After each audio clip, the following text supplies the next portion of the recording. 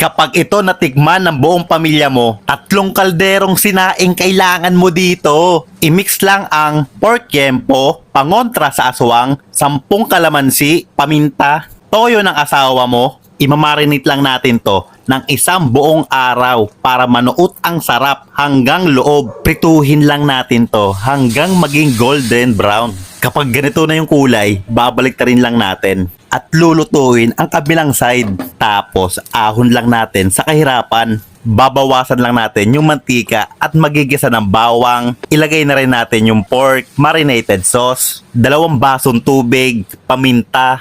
I-mix lang po natin ng bahagya at takpan at lutuin, pakuluin. Sugar pambalanse. Maglagay na rin po tayo ng white onion, red onion. Lulutuin pa natin to ng ilang minuto. Kung umabot ka po sa part na to, paki-comment naman po kung nasan ka ngayon para alam ko kung saan umabot itong video na to. Shoutout nga po pala sa pamangkin ni Kagawad Bong na si Justin at sa mga kababayan natin dyan sa Maldives, Belgium at sa mga taga Antique. Maraming salamat po sa inyong lahat. Maglagay pa tayo ng 1 kalamansi pang pinale at mag-plating na tayo. At ayan na!